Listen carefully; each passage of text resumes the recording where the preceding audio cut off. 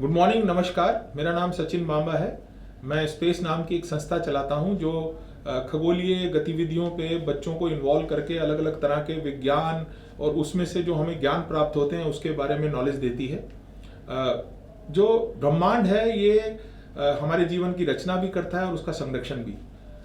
ब्रह्मांड में होने वाली गतिविधियों से ही आज हम जिंदा हैं। हमारे खून में मिलने वाला आयरन इसी ब्रह्मांड के किसी ना किसी गतिविधि से हमें मिला है और हमारे शरीर में है। इसी ब्रह्मांड में ऐसी बहुत सारी चीजें हैं जो हमारे जीवन के लिए जरूरी भी हैं और साथ ही साथ पृथ्वी पे पाए जाने वाले जीवन के लिए एक थ्रेट भी। और उन्हीं में से एक सबसे बड़ा थ्रेट हमारे लिए एस्ट्रॉइड्स होता है।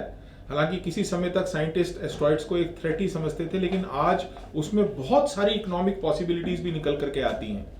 लेकिन फिर भी पृथ्वी को इस थ्रेट से बचाने के लिए देश विदेश के सारे साइंटिस्ट उनके ऊपर नजर रखते हैं, उनको नंबर्स देते हैं, उनको खोजते रहते हैं ताकि कोई भी ऐसा एस्ट्रॉयड कभी आकर के पृथ्वी से ना टकरा जाए।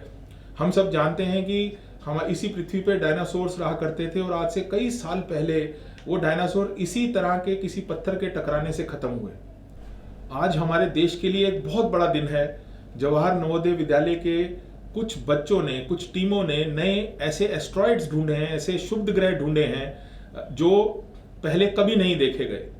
मैं इसके लिए उनको मुबारकबाद देना चाहता हूं और वो अब उन वैज्ञानिकों की कड़ी में आ गए हैं जिन्होंने इस तरह के विज्ञान को, खगोल विज्ञान को बहुत ज्यादा कंट्रीब्यूशन दिया है। मैं अपनी सबसे पहली मुबारकबाद उन बच्चों के पेरेंट्स को देना चाहूंगा, साथ ही साथ जवाहर नवोदय विद्यालय समिति को इसकी मुबारकबाद देना चाहूंगा और सबसे ज्यादा मैं थैंक करना चाहूंगा हमारे principal scientific adviser government of India, जिन्होंने ये अपॉर्चुनिटी इन बच्चों को हमारी संस्था के थ्रू दिलवाई।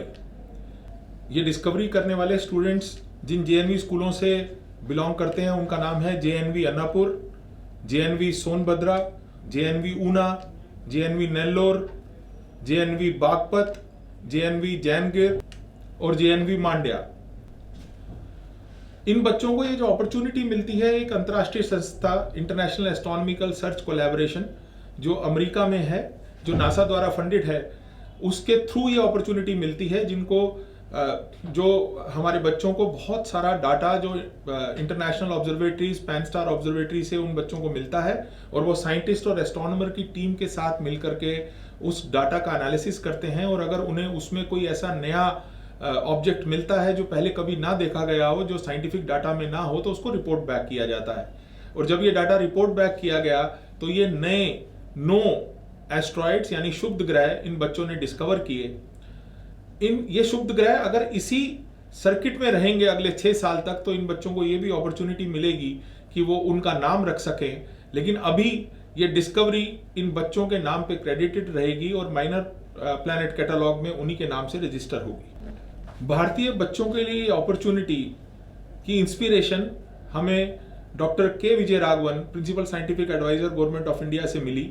उन्होंने हमसे कहा कि हम अलग अलग स्कूलों में जाकर के एस्ट्रोनॉमी और स्पेस एजुकेशन लैब्स लगाएं और हमने खगोलशाला नाम के एक प्रोजेक्ट को स्टार्ट किया। उसमें बच्चों को इस तरह की अपॉर्चुनिटीज, इक्विपमेंट और स्किल सेट दिया गया ताकि वो यूनिवर्स को देख करके उसमें से साइंस डिराइव कर सकें। और इन खगोलशालाओं के लगने के पहले साल में ही भारत को इतनी बड़ी उपलब्धि मिली है कि इन बच्चों ने 9 नए शुभ ग्रह ढूंढ दिए हैं। खगोलशालाओं को लगाने का मूल उद्देश्य बच्चों की वैज्ञानिक जिज्ञासा को बढ़ाना है ताकि वो इस तरह के होने वाले खगोलीय गतिविधियों से नए नए ज्ञान प्राप्त कर सकें और इस तरह विज्ञान को कंट्रीब्यूट कर सकें। ये खगोलशालाएं बाकी भी स्कूलों में धीरे धीरे लगाई जाएंगी ताकि बाकी बच्चों को भी लार्ज स्केल पे इस तरह की साइंटिफिक गतिविधियों में इन्वॉल्व किया जा सके। मैं मानता हूं कि हमारे देश के बच्चे इस तरह की फैसिलिटी मिलने के बाद बहुत कुछ विज्ञान को कंट्रीब्यूट कर सकते हैं और देश का नाम रोशन कर सकते हैं, क्योंकि आने वाला समय इन्हीं बच्चों को बिलोंग करता है। धन्यवाद।